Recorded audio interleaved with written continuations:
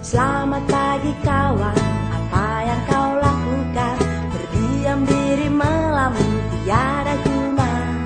Isi hari-harimu dengan sejuta ilmu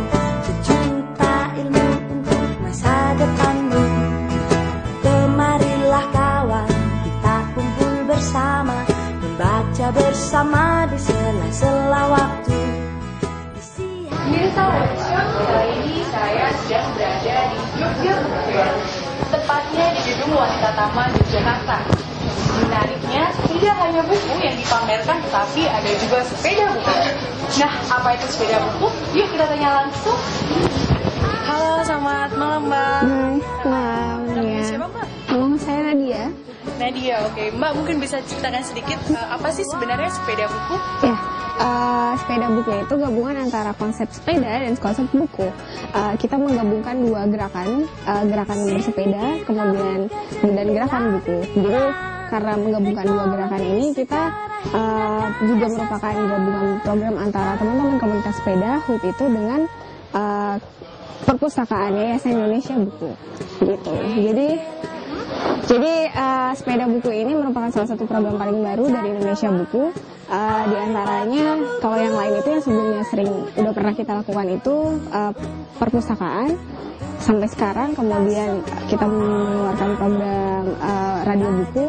Setelah itu ini yang paling baru, sepeda buku. Menarik banget ya teman-teman, ternyata komunitas e-buku atau Indonesia Buku ya Mbak ya.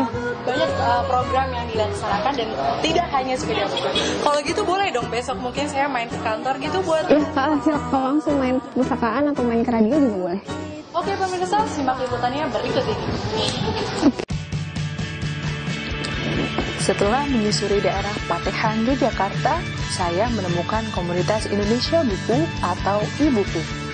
Komunitas yang berbasis literasi ini didirikan oleh Taufik Razen dan Muhyiddin M. Dahlan pada tahun 2006 silam. Banyak hal yang bisa kita lakukan di sini.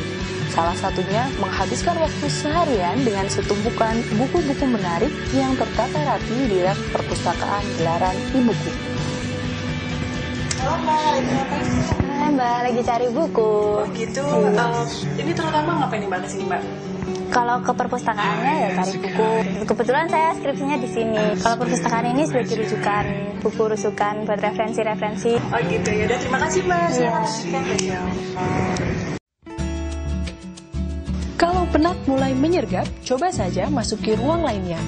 Ya, itulah ruang siaran radio buku. Pernahkah Anda mengira kalau buku bisa didengar? Banyak orang beranggapan buku hanya bisa dibaca. Melalui live streaming radiobuku.com, orang bisa menikmati buku dengan cara yang berbeda. Di sini kita fokus pada buku, artinya segala macam kegiatan yang berhubungan dengan buku, kegiatan literasi itu masuk dalam wilayah radio buku.